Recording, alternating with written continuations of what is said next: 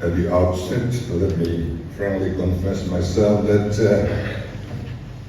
I came to know that I'm going to have this rare and significant program only a few minutes before I come from my residence. I'm very sorry to say that I am not well prepared to be in your midst. I would like to request those who do not speak local language to bear with me, as I would like to prefer to speak in my mother tongue. And thanks to the principal for permitting me to say whatever I feel like saying, so I'll just pour out whatever comes in my mind.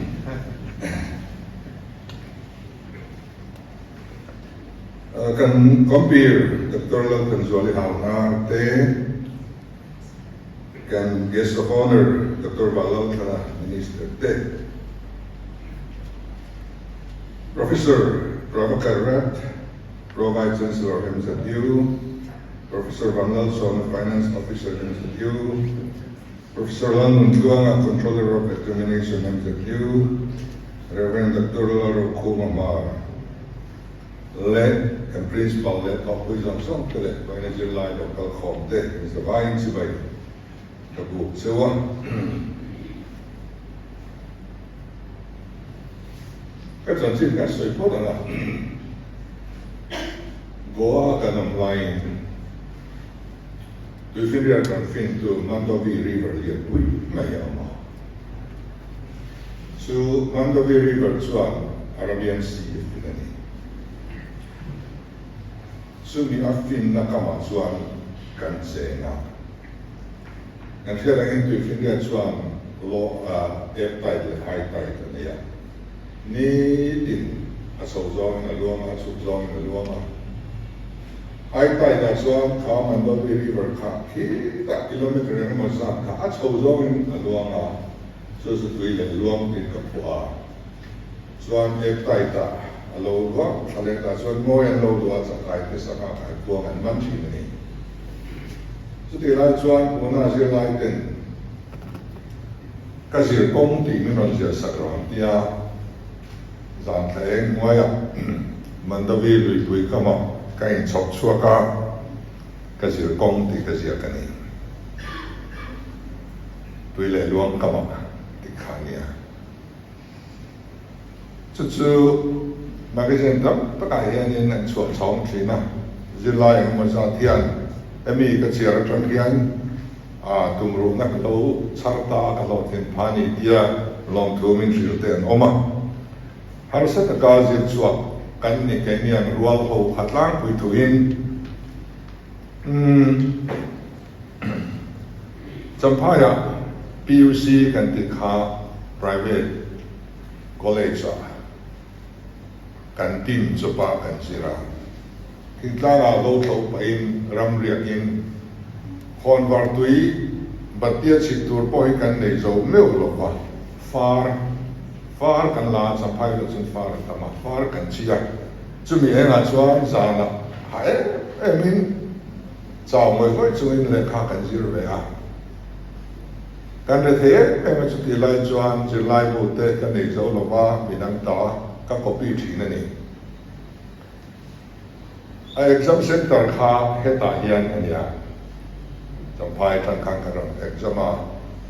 Cuti lajan bas along lawa, taxi along lawa, motor maya, painar motor, sampai ajuan painar ahianin painar me aon beha, anho tutan motor kenen pala, sudah ajuan mencuan diri net honing, motor yang pui mahiania asin tak hana driver nen chua kini kan numa amodia. Bang kini le kala sumne ruyol le pe maya min soi cha kol kula kian daya zanriak kan siama dal le bufai kan bu ciara ci kan au topa suan motora kan ria kan tin tin mo ai zo kan thenga ta chuanin eta hianin pachunga college a hianin kan exama Tintine mo kan king tabe theya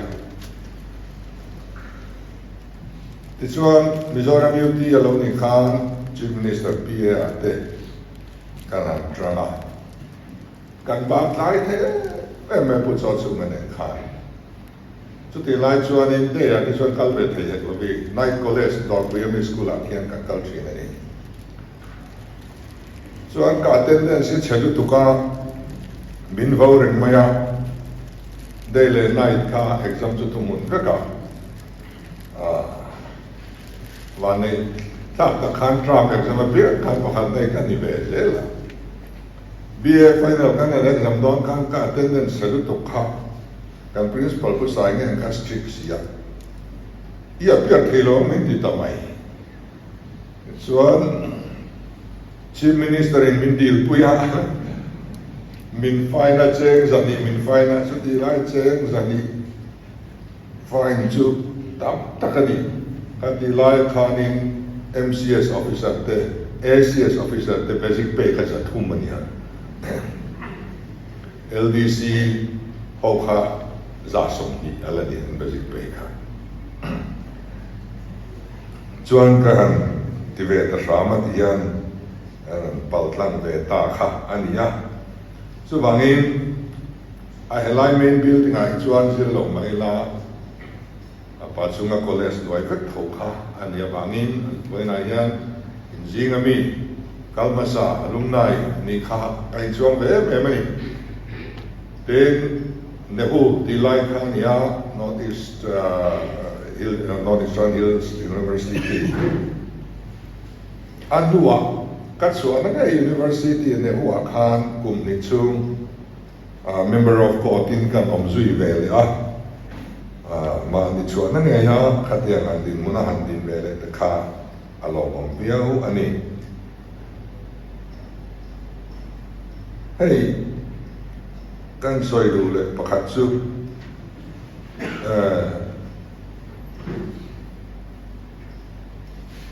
UPSC จะมาอย่างกันทิ้งเทตลอดเลยไม่อะกันอินเดมมาเสกกันน้ำสิ่งนี้นาคเอเรตเด็กนักพอฮีอามินิมัมสตาฟฮีกันในเลยเทลวันนี้อันนี้สักกันทิ้งเลยเงินติดหลอมบินมันให้กันทิ้งเล็กทำไมนี่กัน college building เตเชมาวักันเสียตามอาสามเตล education ในยังวักันเสียกันเลยกัน building เตเชีย quarter เตกันในหรอวะถึงตอนนั้นเองก็ถึงมี posting กันกัลดูลงกันที่ส่วนอินลัวตัวเรื่องอินลัวตัวเรื่องเนี่ยเราตักกัลดูตอนพอเขาฉันก็ส่วนอินลัวตัวมุลเซลล์ที่เบ้มาโหเลยสิลังเขาตั้งว่าเขาไอ้ตลาดเซติขันอันเราดูเบลเลยพอเสียส่วนตัวสกัดเฮียนจิตที่ตัวแต่ที่กับ priority กันด่าเองก็มาสร้างกันสะดวกนะ building พอที่ชัดกันตัวมาให้กับ minister โอยัน building พอสักชัดกันตัวมาตัวมาลังบังคับนับบ้านจังอินลอนกันละกันสัจไม่อะรู้เลยง่ายนี่พูดกันนี่ทำมาเราเจอกันนับบ้านลอนค่ะสิคุลสักนานยันจะสมดีบ้าง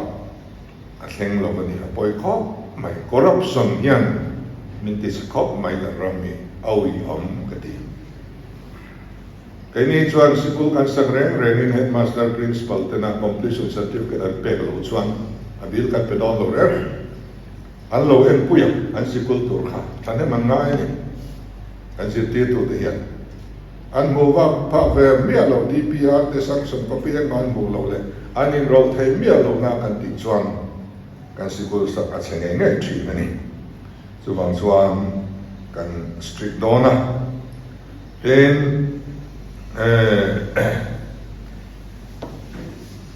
รำจังกังเรื่องงานยัง priority ปันนี้อันนี้เสียสู่ health และ education อย่างนี้นี่จีน่า professor สอนน่าเสียทาง education นักการศึกษาที่ expenditure นี่หรอ investment นี่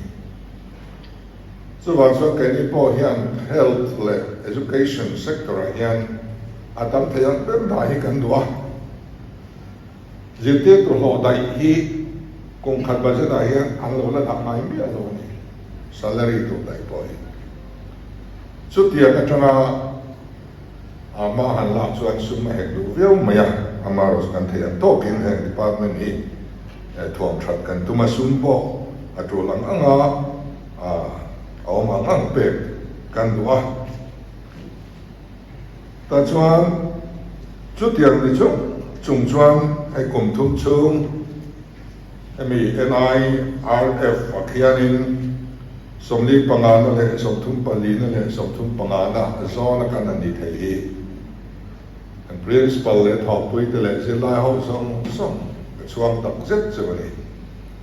nang mani wang liamin edin puna hian kan oma mizoram in kan chuang chawa kan ming in timoi ani hemian dia wang hian tuna hian state tang poi minon pana international atang te poin foreign countries atang te poin he institutional lo tu hian minon pan tan ani ti kan khriat te khan alo me ema lo bom kan tak set ani amaro chu perception a khan 0.5 so mai kan ni kha kan tang ngai ni til da chuan athakat bio perception a khan in khan min pot diam le maya kalai tak kan tang na tu ani in karinga hemi engai ni management lamate skill development ate entrepreneurship lamate le geology ate geology hianin hey kanna ma hian potential area kan nia allo thu de bai ma kanna ma oil explore tu ho hi kan han ko khoma phur thar le a tu na hian potential area thadeu de kan nia mun som ni vela hian oil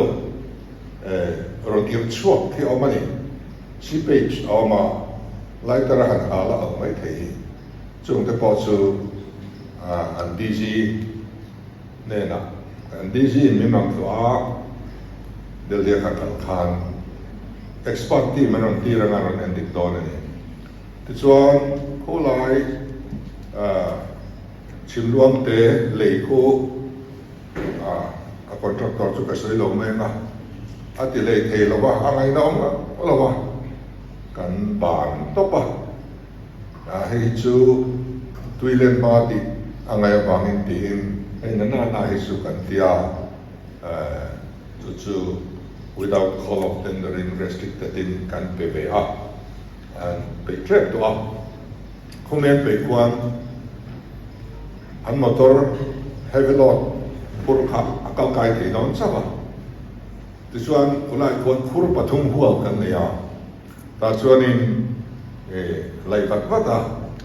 exploration thane kan ne kan in be se ya tin mei lu mami po ku em ma sa chu la so thei aom be to a ka pani sa garatangin pipe bien anon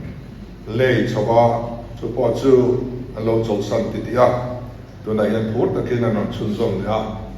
chuan ai zol anon thleng gas hi a cylinder hi ut to min tui kan her hong mang hian kan her hot be thoi te kan be sia tin vehicle la po petrol and diesel mang lova gas manga itu turte an local to a ram anen meka tiak chuanin gas la ma hianin oil free ma hian alam dan chuan satellite alam dan chuanin commercially proven category yang kanama category sam berang kanama ni dia ramai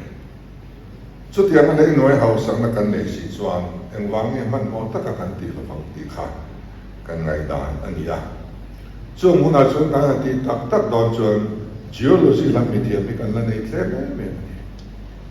chu wang chuan a department kan nei ti ta ria college a hian ni khalam pang po kha lo war ulang karwa ti chuan skill lampang entrepreneurship lama hian in ngai to na an mangula tu na he housing policy kan launch te trap to a 50 lakhs nuailam up to 50 lakhs kha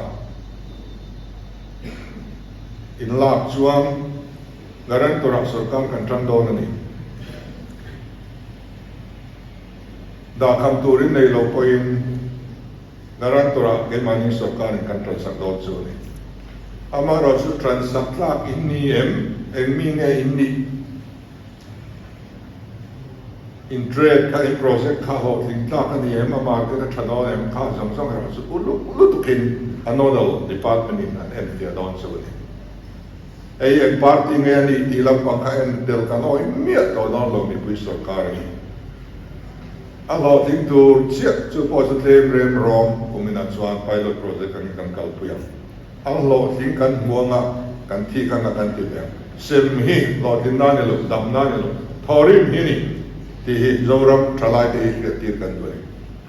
so bang chuan kan in ti chobanga